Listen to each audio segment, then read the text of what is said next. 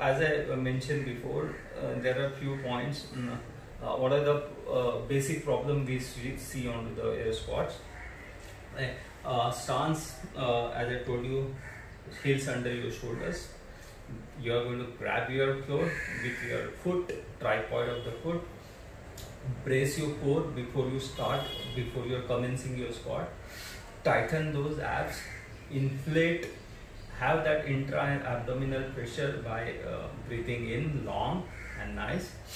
And then after that, you are going to do the air squats by pushing these knees out to tracking your toes, arms straight, keep your torso upright, and drive back, stand up to full extension, driving by your hip. So posterior muscle has to be engaged while getting up.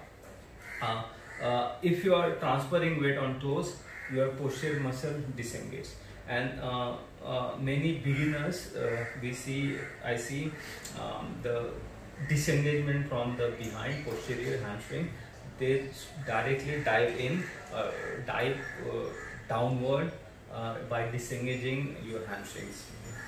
Okay, so if you are doing this up to the dip, that's okay.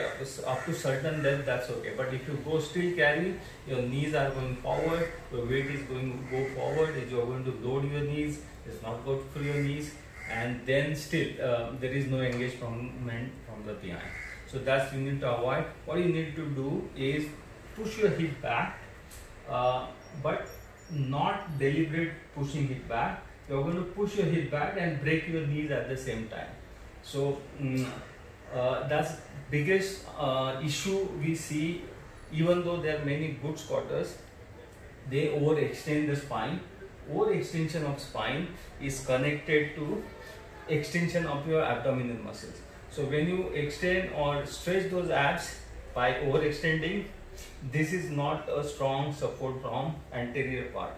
So if you want to get those support, you need to keep that spine in neutral position. So spine has to be neutral while squatting down. If you are overextending spine and squatting, pushing hip back, that's going to be a big problem. And then that end product is going to be butt wing at the bottom. So keep your neutral position, and then you are going to push your hip back and break your knees at the same time. Keep your spine neutral all the time, torso upright, and stand back.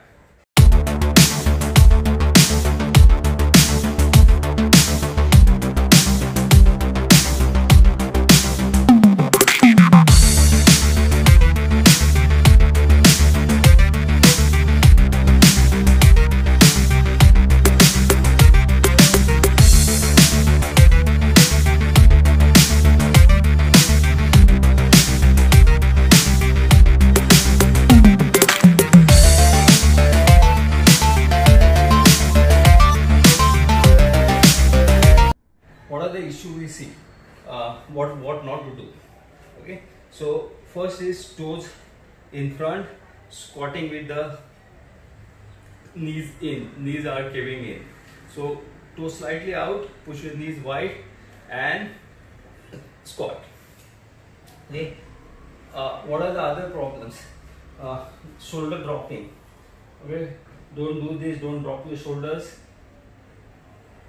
This might happen because of generally it's awareness.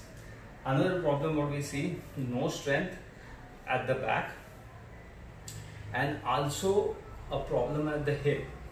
Okay, if you are tight hip, that's generally make your spine to surrender.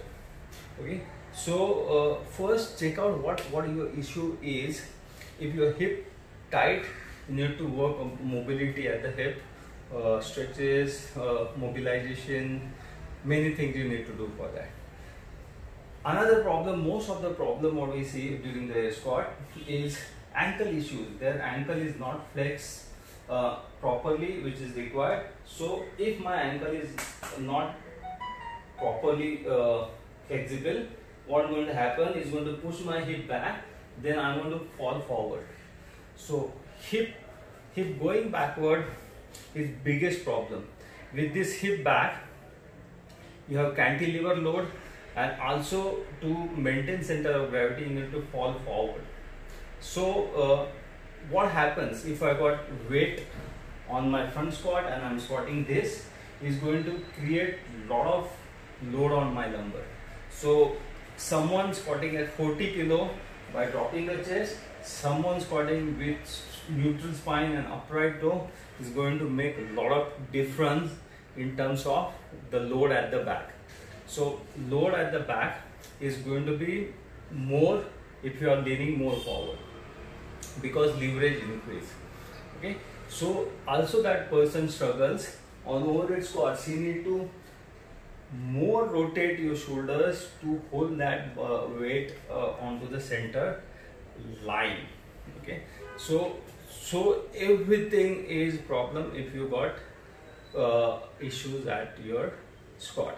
So basically once you work on ankle, as your ankle flexibility increase, from here you slowly your hip comes forward and then chest come upright. So small change on ankle position is going to change your squat.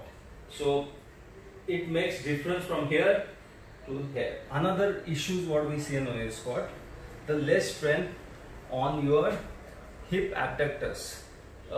Those are generally weak. These are not trained. Many people we see weakness at the hip abduction, and that's one of the reason that collapse at the bottom of the squat. They are not able to hold the load, and then if strength is the issue, the answer is like you need to do strength. Yes. I think that's all for air squat. If you have any questions, you can put it in the comments and you can ask me. So we can, on next episode, we are going to more in depth about issues like how to increase your ankle range of motion, if ankle is tight, what are the remedies, what you can do, and also some of the strength work I'm going to share you on my videos. Thank you.